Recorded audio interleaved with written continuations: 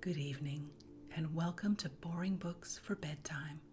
I hope tonight's installment provides all the boredom your busy brain needs to quiet down and let you get some sleep for once. So lie back, adjust your volume, take a nice deep breath, and off we go. This evening we're going to relax with a bit of epic exploration. We're reading Mount Everest, The Reconnaissance, 1921, by Lieutenant Colonel C.K. Howardbury, D.S.O., and other members of the Mount Everest expedition, with illustrations and maps. Published by Longmans Green & Co., 55 Fifth Avenue, New York, and in London by Edward Arnold & Co., 1922. Let's begin. Preface.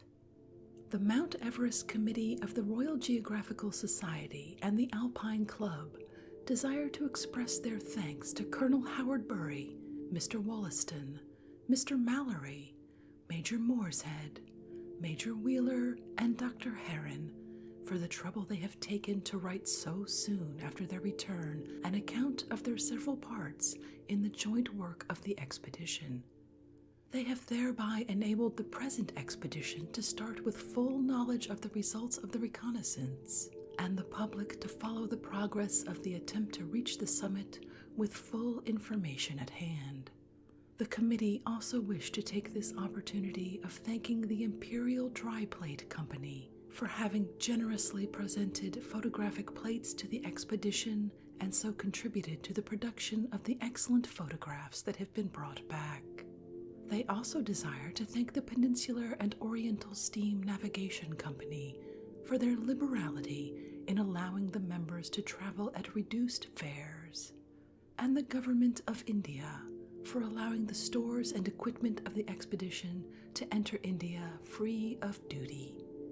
J.E.C. Eaton and A.R. Hinks, Honorable Secretaries. Introduction by Sir Francis Younghusband, KCSI, KCIE.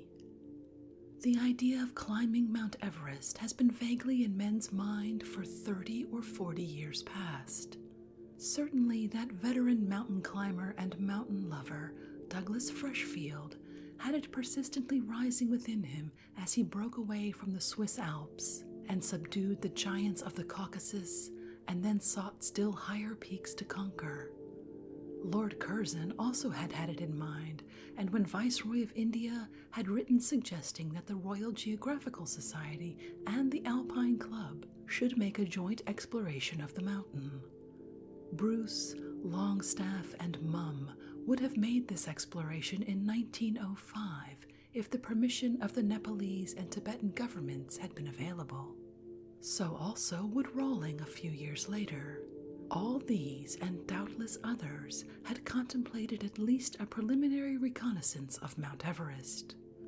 But, so far as I know, the first man to propose a definite expedition to Mount Everest was the then Captain Bruce, who, when he and I were together in Chitral in 1893, proposed to me that we should make a glorious termination to a journey from Chinese Turkestan across Tibet by ascending Mount Everest. And it is Bruce who has held to the idea ever since and sought any opportunity that offered of getting at the mountain. It stands to reason that men with any zest for mountaineering could not possibly allow Mount Everest to remain untouched. The time, the opportunity, the money, the ability to make the necessary preliminary preparation might be lacking, but the wish and the will to stand on the summit of the world's highest mountain must have been in the heart of many a mountaineer since the Alps have been so firmly trampled underfoot. The higher climbers climb, the higher they want to climb. It is certain that they will never rest content till the proudest peaks of the Himalaya are as subdued and tamed as the once dreaded summits of the Alps now are. Men simply cannot resist exercising and stretching to their fullest tether the faculties and aptitudes with which they each happen to be specially endowed. One born with an aptitude for painting is dull and morose and fidgety until he can get colors and a brush into his hand and commence painting. Another is itching to make things, to use his hands and fashion wood or stone or metal into forms which he is continually creating in his mind. Another is restless until he can sing. Another is ever pining to be on a public platform, swaying the audience with his oratory and playing on their feelings as on a musical instrument. Each has his own inner aptitude which he aches to give vent to and bring into play. And more than this, he secretly owns within himself an exceedingly high standard, the highest standard, of what he wants to attain to along his own particular line, and he is never really content in his mind and at peace with himself when he is not stretching himself out to the full towards this high pinnacle which he has set before him. Now, fortunately, all men are not born with the same aptitudes. We do not all want to sing, or all want to orate, or all want to paint. Some few want to climb mountains.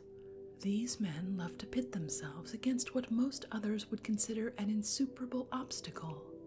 They enjoy measuring themselves against it and being forced to exercise all their energies and faculties to overcome it. The Duke of the Abruzzi is as good an example of this type as I know.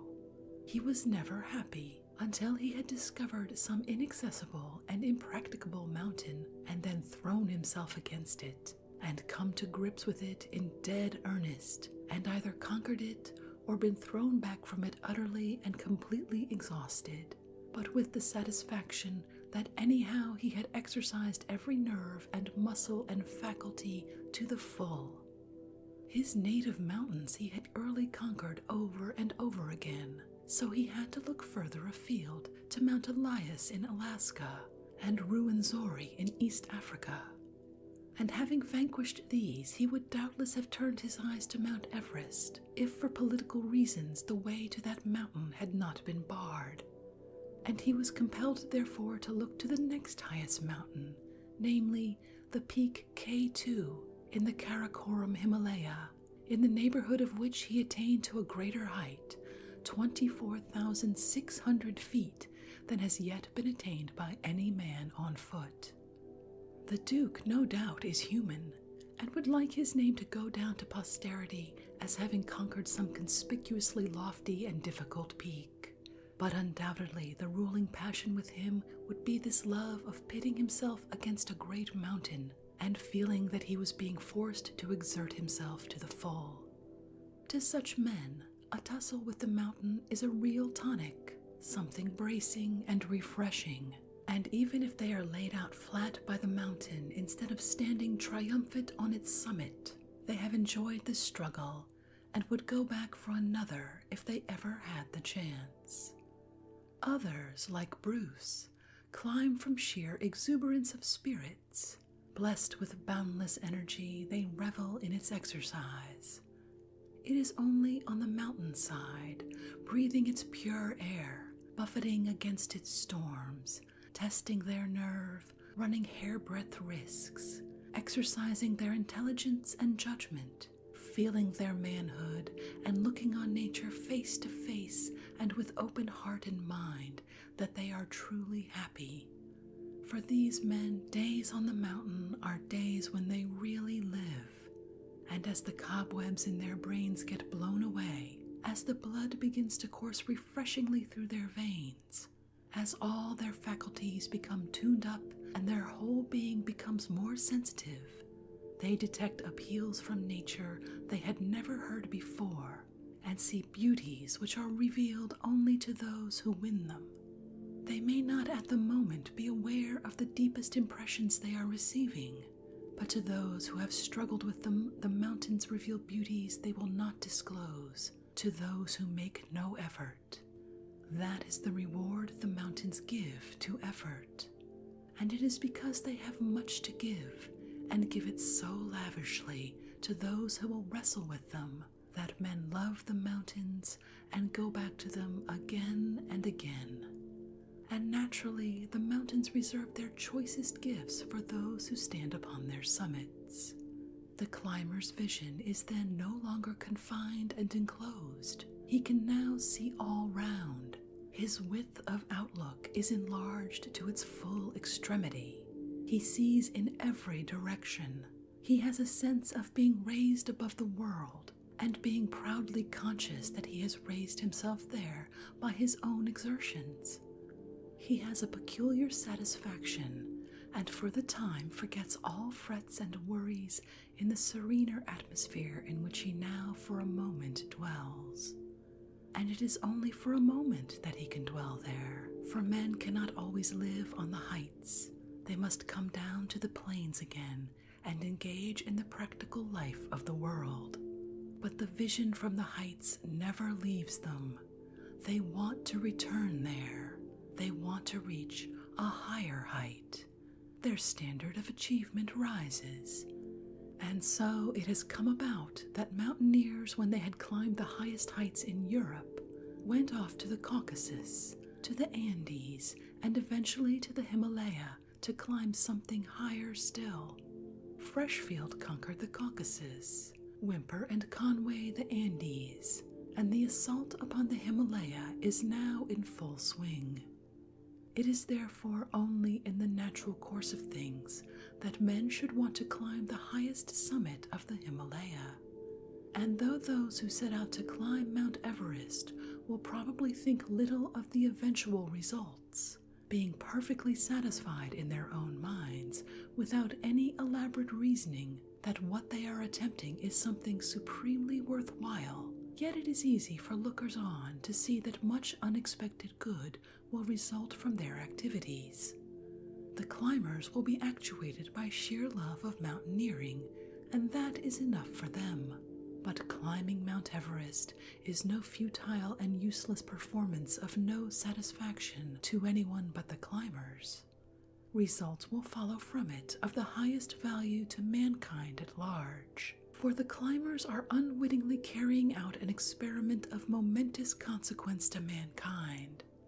They are testing the capacity of the human race to stand the highest altitudes on this earth, which is its home. No scientific man, no physiologist or physician can now say for certain whether or not a human body can reach a height of 29,000 feet above the sea. We know that in an aeroplane he can be carried up to a much greater height, but we do not know whether he can climb on his own feet such an altitude. That knowledge of men's capacity can only be acquired by practical experiment in the field. And in the process of acquiring the knowledge, a valuable result will ensue. By testing their capacities, men actually increase them. By exercising their capacities to the full, mountaineers seem to enlarge them. A century ago, the ascent of Mont Blanc seemed the limit of human capacity. Nowadays, hundreds ascend the mountain every year. And going further afield, men ascended the highest peaks in the Caucasus and then in the Andes, and have been reaching higher and higher altitudes in the Himalaya. Conway reached 23,000 feet. Kellis, 23,186 feet. Longstaff, 23,360 feet. Dr. Workman, 23,000 feet. Kellis and Meade, 23,600 feet. And the Duke of the Abruzzi, 24,600 feet. It looks, therefore, as if man, by attempting more, was actually making himself capable of achieving more. By straining after the highest, he is increasing his capacity to attain it. In this measuring of themselves against the mountains, men are indeed very like puppies crawling about and testing their capacities on their surroundings, crawling up onto some obstacle, tumbling back discomfited, but returning gallantly to the attack and at last triumphantly surmounting it. Thus do they find out what they can do and how they stand in relation to their surroundings. Also, by exercising and stretching their muscles and faculties to the full, they actually increase their capacity. Men are still only in the puppy stage of existence. We are prone to think of ourselves very grown up, but really we are only in our childhood. In the latest discussions as to the period of time which must have elapsed since first life appeared upon this earth, a period of the order of 1,000 million years was named, but of that immense period, man has been in existence for only a quarter or half a million years. So the probability is that he has still long years before him and must be now only in his childhood. In his puppyhood, we certainly find that as he inquisitively looks about his surroundings and measures himself against them, he is steadily increasing his mastery over them. In the last 500 years, record after record has been beaten. Men have ventured more and shown more adaptability and a sterner hardihood and endurance than ever before. They have ventured across the oceans, circumnavigated the globe, reached the poles, risen into the air, and it can be only a question of time, a few months or a few years, before they reach the highest summit of the earth. What then, some will ask? Suppose men do reach the top of Mount Everest. What then? Suppose we do establish the fact that man has the capacity to surmount the highest summit of his surroundings. Of what good is that knowledge? This is the kind of question promoters of the enterprise continually have to answer. One reply is obvious. The sight of climbers struggling upwards to the supreme pinnacle will have taught men to lift their eyes unto the hills, to raise them off the ground, and direct them, if only for a moment, to something pure and lofty and satisfying to that inner craving for the worthiest which all men have hidden in their souls. And when they see men thrown back at first, but venturing again and again to the assault, till, with faltering footsteps and gasping breaths, they at last reach the summit, they will thrill with pride. They will no longer be obsessed with the thought of what mites they are in comparison with the mountains, how insignificant they are beside their material surroundings. They will have a proper pride in themselves and a well-grounded faith in the capacity of spirit to dominate material. And direct practical results flow from this increasing confidence which man is acquiring in face of the mountains. A century ago, Napoleon's crossing of the Alps was thought an astounding feat. During the last 30 years, troops and Indian troops have been moved about the Himalaya in all seasons and crossed passes over 15,000 feet above sea level in the depth of winter. On the Gilgit frontier, in Chitral and in Tibet, neither cold nor snow nor wind stopped them. In winter or in summer, in spring or in autumn, they have faced the Himalayan passes, and they have been able to negotiate them successfully because of their increased knowledge of men's capacities and of the way to overcome difficulties that constant wrestling with mountains in all parts of the world during the last half-century has given. The activities of the Alpine Club have produced direct practical results in the movement of troops in the Himalaya. More still will follow. When men have proved that they can surmount the highest peak in the Himalaya, they will take heart to climb other peaks and become more and more at home in that wonderful region, extending for nigh 2,000 miles from the roof of the world in the north and west to the borders of Burma and China in the south and east, and containing more than 70 peaks over 24,000 feet in height. That is higher than any in the Andes, the second highest range of mountains in the world, and more than 1,100 peaks over 20,000 feet in height. This great mountain region, which in Europe would stretch from Calais to the Caspian, is one vast mine of beauty of every varied description. And a mine of beauty has this advantage over a mine of material wealth, that we can never exhaust it. And not only can we never exhaust it, but the more we take out, the more we find, and the more we give away, the richer we are. We may go on digging into a gold mine, but eventually we shall find there is no gold left. We shall have exhausted our mine. But we may dig into that mine of beauty in the Himalaya and never exhaust it. The more we dig, the more we shall find.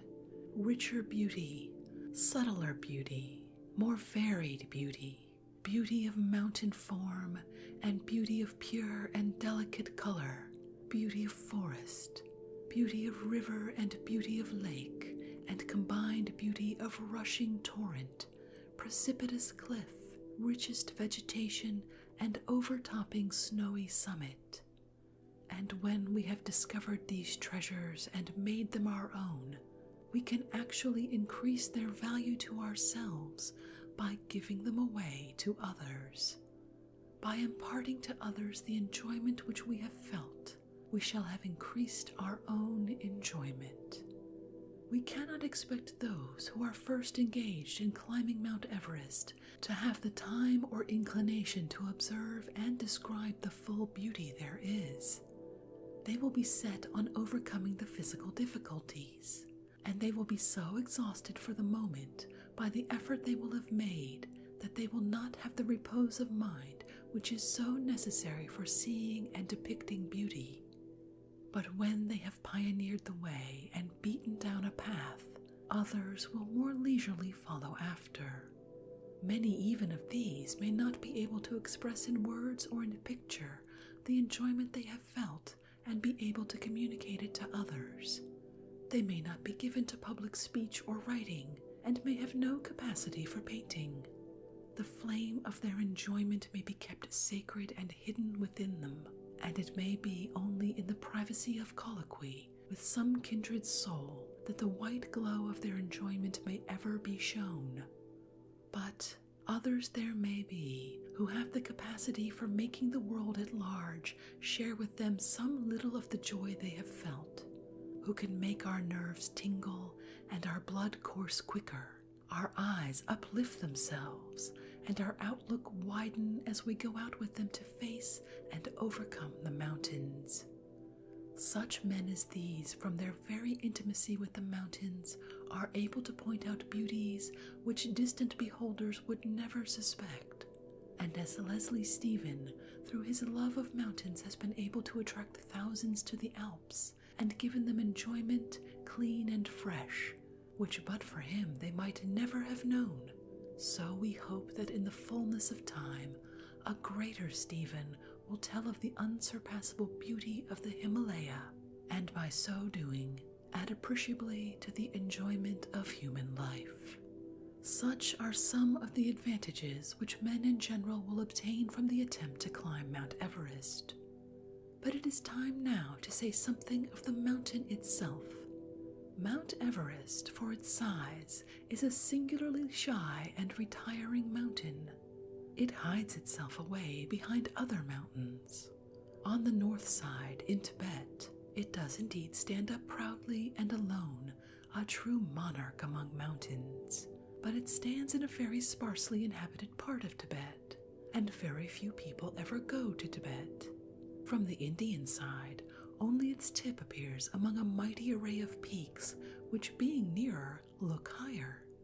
Consequently, for a long time no one suspected Mount Everest of being the supreme mountain not only of the Himalaya, but of the world. At the time when Hooker was making his Himalayan journeys, that was in 1849, Kanchenjunga was believed to be the highest. How it was eventually discovered to be the highest is a story worth recording. In the very year that Hooker was botanizing in the Sikkim Himalaya, the authors of the Great Trigonometrical Survey were making observations from the plains of India to the peaks in Nepal, which could be seen from there.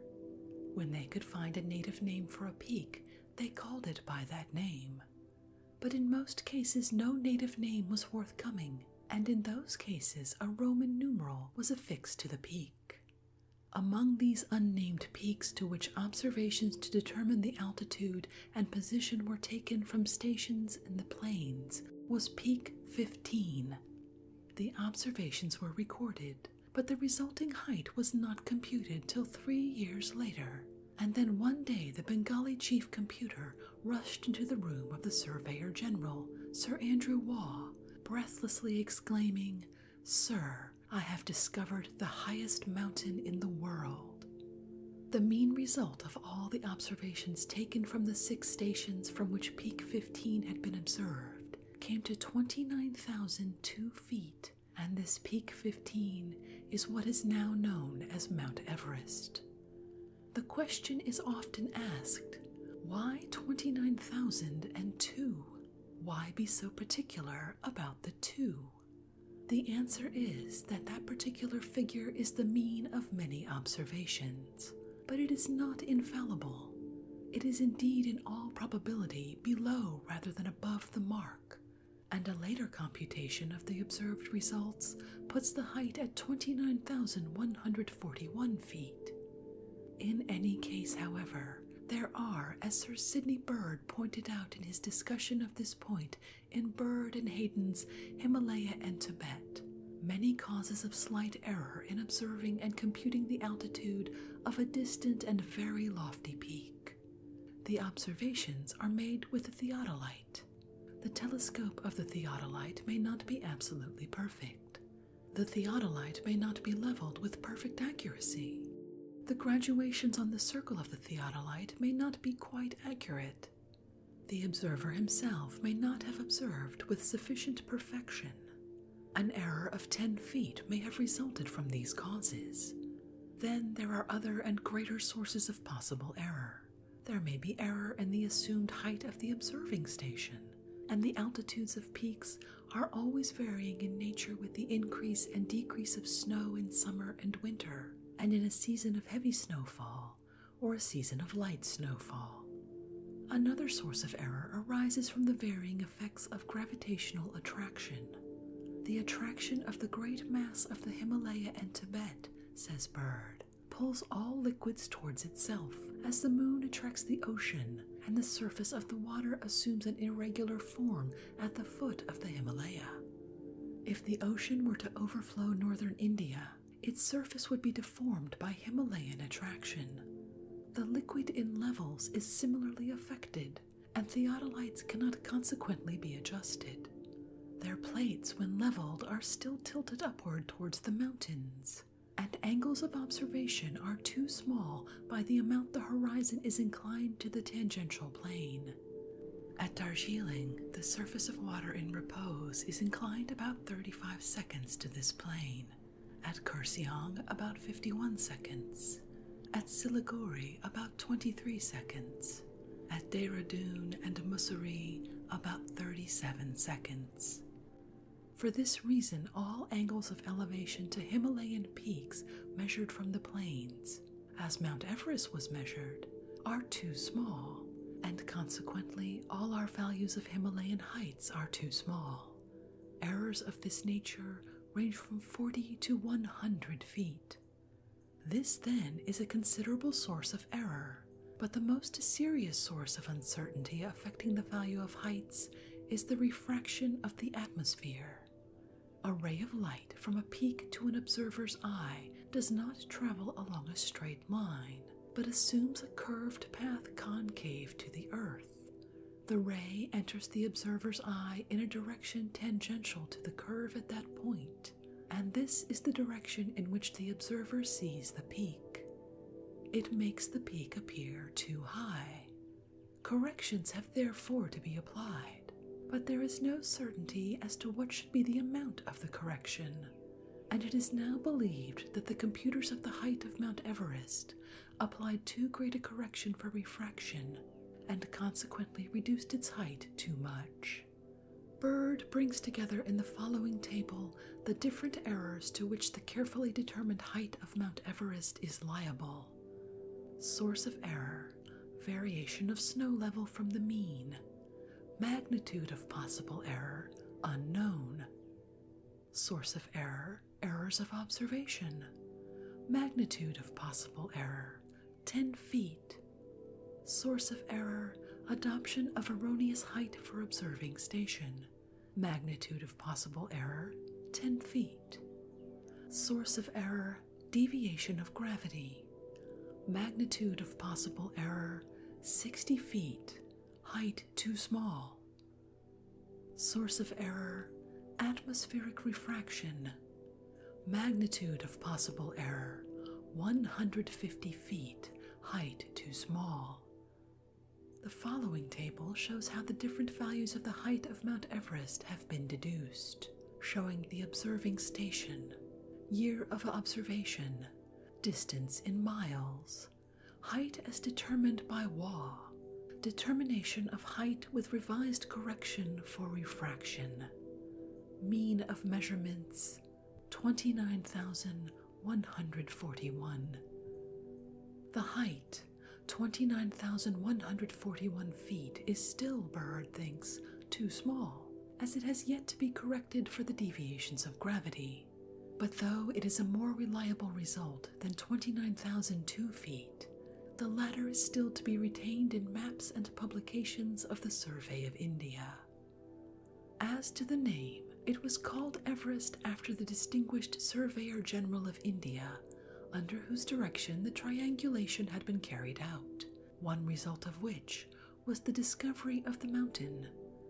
From the Indian side and Nepal, it is not a conspicuous peak on account of its lying so far back. No native name for it could be discovered, and Sir Andrew Waugh, the successor of Sir George Everest, called it after his predecessor. From the Tibetan side, it is much more conspicuous, and as General Bruce stated in his lecture to the Royal Geographical Society in November 1920, and as Colonel Howard Bury found in 1921, the Tibetans call it Chomolungma, which Colonel Howard Bury translated the Goddess Mother of the Mountains, a most appropriate name. But the name Mount Everest is now so firmly established throughout the world that it would be impossible to change it. It is therefore now definitely adopted. Now, this mountain so coveted by mountaineers is unfortunately situated exactly on the border between two of the most secluded countries in the world, Nepal and Tibet. To reach it, the climbers must pass through one or other of these countries, and the difficulty of getting the necessary permission is what has so far prevented any attempt being made to attack Mount Everest. But recently, access through Tibet has become more possible, and it so happens that it is on the Tibetan side that the summit seems most accessible. From the distant views that could be obtained of it from Sandakphu beyond Darjeeling and from Kampajong in Tibet, a ridge running from the summit in a northerly direction seemed to give good promise of access. Major Ryder and Captain Rawling in 1904, viewing the mountain from a distance of 60 miles almost due north, thought the mountain might be approachable from that direction. At the same time, the Tibetans were distinctly more favorable to travelers than they had ever been before. The chances, therefore, of at least exploring Mount Everest were much more promising, and Major Rawling was planning an expedition of exploration when the war broke out and he was killed. Mr. Douglas Freshfield would certainly have taken the matter up during his presidency of the Royal Geographical Society, but he had the misfortune to hold that post during the years of the war, and no action was possible. But as soon as the war was over, interest in Mount Everest revived. In March 1919, Captain J.B.L. Knoll read a paper to the Royal Geographical Society describing a reconnaissance he had made in the direction of the mountain in the year 1913. He showed how attention during the last few years had been focused more and more upon the Himalaya, and said, quote, "Now that the poles have been reached, it is generally felt that the next and equally important task is the exploration and mapping of Mount Everest." End quote. So he urged that the exploration which had been the ambition of the late General Rawling, with whom he was to have joined, should be accomplished in his memory. It cannot be long, he continued, before the culminating summit of the world is visited and its ridges, valleys, and glaciers are mapped and photographed, and at the conclusion of his lecture, he said that someday the political difficulties will be overcome, and a fully equipped expedition must explore and map Mount Everest. It was not clear whether Captain Knoll was advocating a definite attempt to climb the mountain and reach the actual summit, and Mr. Douglas Freshfield and Dr. Kellis, who followed after him, referred only to the approaches to Mount Everest. But Captain J.P. Farrar, the then president of the Alpine Club, seems to have considered it a proposal to attempt the ascent of Mount Everest, and said that the Alpine Club took the keenest interest in the proposal and was prepared not only to lend such financial aid as was in its power, but also to recommend 2 or 3 young mountaineers quite capable of dealing with any purely mountaineering difficulties which were likely to be met with on Mount Everest. The hour was late, but I was so struck by the ring of assurance and determination in the words of the president of the Alpine Club that I could not help asking the president, Sir Thomas Holditch, to let me say a few words. I then told how General Bruce had made to me 26 years ago the proposal to climb Mount Everest. I said the Royal Geographical Society was interested in the project, and now we had heard the president of the Alpine Club say that he had young mountaineers ready to undertake the work. I added, it must be done. There might be 1 or 2 attempts before we were successful, but the first thing to do was to get over the trouble with our own government. If they were approached properly by societies like the Royal Geographical Society and the Alpine Club, and a reasonable scheme was put before them, and it were proved to them that we meant business, then, I said, they would be reasonable and do what we wanted. This was a big business, and must be done in a big way, and I hoped that something really serious would come of that meeting. Sir Thomas Holditch, in closing the meeting, advocated approaching Mount Everest through Nepal, and hoped that at some time not very remote we should hear more about the proposed expedition to Mount Everest. Only a few days after the meeting, I met Colonel Howard Bury at lunch with a fellow of our society, Mr. C.P. McCarthy. He was not a mountaineer in the Alpine Club sense of the word, but he had spent much of his time shooting in the Alps and in the Himalaya, and becoming deeply interested in the Mount Everest project, had a talk with Mr. Freshfield about it, and made a formal application to the Society for their support in undertaking an expedition. Things now began to move, and the Society applied to the India office for permission to send an expedition into Tibet for the purpose of exploring Mount Everest. The government of India, in reply, said that they were not prepared at the moment to approach the Tibetan government, but they did not return any absolute refusal. During my presidency, the Society, in conjunction with the Alpine Club, still further pressed the matter. We asked the Secretary of State for India to receive a deputation from the 2 bodies, and the request being granted, and the deputation being assured of his sympathy, we invited Colonel Howard Bury to proceed to India in June 1920 to explain our wishes personally to the government of India, and ask them to obtain for us from the Dalai Lama the necessary permission to enter Tibet for the purpose of exploring and climbing Mount Everest.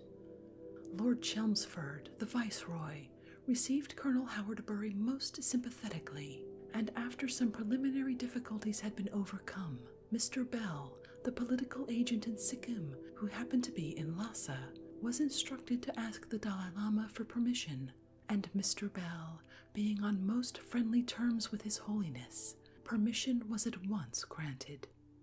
The one great obstacle in the way of approaching Mount Everest had now at last been removed. What so many keen mountaineers had for years dreamed of was within sight, and as soon as the welcome news arrived, early in January 1921, preparations were commenced to organize an expedition. A joint committee of 3 representatives each from the Royal Geographical Society and the Alpine Club was formed under the chairmanship of the president of the former society and was named the Mount Everest Committee.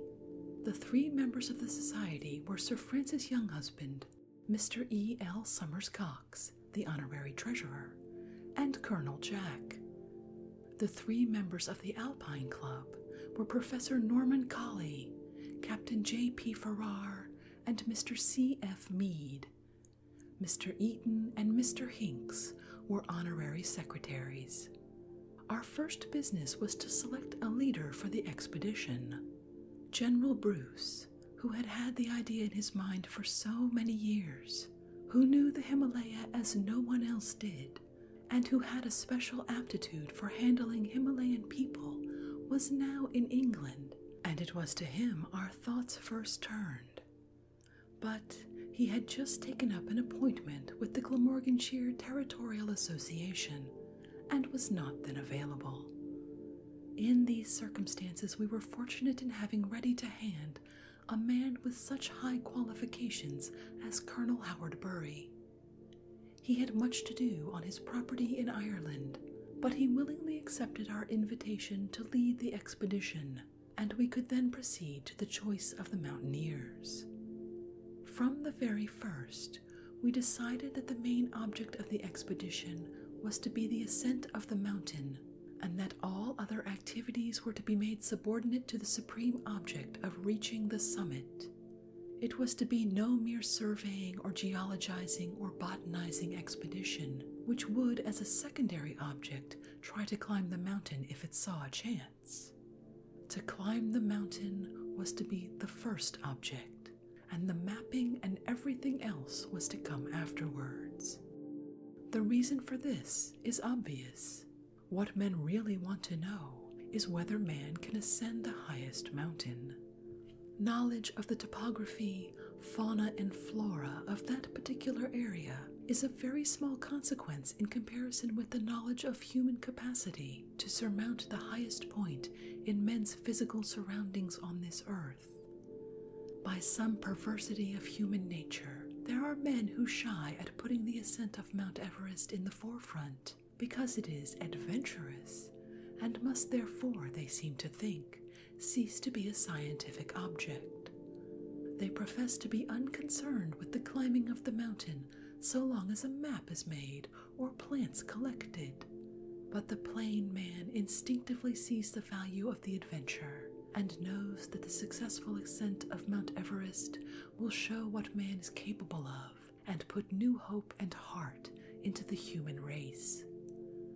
But while it was decided to make the ascent of Mount Everest the main object of the expedition, Professor Norman Colley and Mr. Douglas Freshfield from the first insisted that a whole season must be devoted to a thorough reconnaissance of the mountain, with a view to finding not only a feasible route to the summit, but what was without any doubt the most feasible route. We knew nothing of the immediate approaches to the mountain, but we knew that the only chance of reaching the summit was by finding some way up which would entail little rock climbing or ice step cutting. The mountain had therefore to be prospected from every side to find a comparatively easy route, and to make sure that no other easier route than the one selected existed. This was considered ample work for the expedition for one season, while the following season would be devoted to an all-out effort to reach the summit along the route selected in the first year. On this basis, the first year's expedition had accordingly to be organized. The mountain party was to consist of 4 members, 2 of whom were to be men of considerable experience, and 2 younger men who it was hoped would form the nucleus of the climbing party the next year. Mr. Harold Rayburn, a member of the Alpine Club, who had had great experience of snow and rock work in the Alps, and who had in 1920 been climbing on the spurs of Kanchenjunga, was invited to lead the mountain party. Dr. Kellis, who had made several climbing expeditions in the Himalaya, and had in 1920 ascended to a height of 23,400 feet on Mount Kamet, was also invited to join the climbing party. He had been making experiments in the use of oxygen at high altitudes, and was still out in India preparing to continue these experiments on Mount Kamet in 1921. It was suggested to him that he should make the experiments on Mount Everest instead, and the party would thereby have the benefit of his wide Himalayan experience. This invitation he accepted. The two younger members selected for the climbing party were Mr. George Lee Mallory and Captain George Finch, both with a very high reputation for climbing in the Alps. Unfortunately, Captain Finch was for the time indisposed, and his place at the last moment had to be taken by Mr. Bullock of the Consular Service, who had been at Winchester with Mr. Mallory, and who happened to be at home on leave. Through the courtesy of Lord Curzon, he was able to get special leave of absence from the Foreign Office. While we were finding the men, we had also to be finding the money. As a quite rough guess, we estimated the expedition for the 2 years would cost about £10,000, and at least a substantial portion of this had to be raised by private subscription. Appeals were made by their presidents to the Fellows of the Royal Geographical Society and to members of the Alpine Club, and Captain Farrar was especially energetic in urging the claims of the enterprise. As a result, the members of the Alpine Club subscribed over £3,000, and the Fellows of the Royal Geographical Society nearly that amount. Later on, with the advice and help of Mr. John Buchan, arrangements were made with the Times and the Philadelphia Ledger for the purchase of the rights of publication of telegrams from the expedition, and with the Graphic for the purchase of photographs. So eventually, the financial position of the expedition was assured. The equipment and provisioning of the expedition was undertaken by the Equipment Committee, Captain Farrar, and Mr. Meade, and the greatest trouble was taken to ensure that the most suitable and best tents, sleeping bags, clothing, boots, ice axes, ropes, cooking apparatus, provisions, etc., were purchased and that they were properly packed and listed. In the same way, the scientific equipment was undertaken by Colonel Jack and Mr. Hinks. Finally, the services of Mr. Wollaston, well known for his journeys in New Guinea and East Africa, were secured as medical officer and naturalist to the expedition. Throughout these preparations, the advice and help of the best men in every line were freely and willingly forthcoming. For such an enterprise, all were ready to give a helping hand. Whether they were scientific men or businessmen or journalists, they were ready to throw aside their own work and devote hours to ensuring that the expedition should be a success along the lines on which they severally had most experience. And most valuable was the encouragement given to the expedition by the interest which His Majesty showed in conversation with the President, and His Royal Highness the Prince of Wales in receiving Colonel Howard Bury, an interest which was shown in practical form by generous subscriptions to the funds of the expedition. The expedition was able, therefore, to set out from England under the most favorable auspices, and it was to be joined in India by 2 officers of the Indian Survey Department, Major Morshead and Major Wheeler, and by an officer of the Indian Geological Survey, Dr. Heron. It was thus admirably equipped for the acquirement of knowledge. But acquirement of knowledge was not the only object which the expedition had in view. It could not be doubted that the region would possess beauty of exceptional grandeur, so it was hoped that the expedition would discover, describe, and reveal to us, by camera and by pen, beauty no less valuable than the knowledge. Footnote.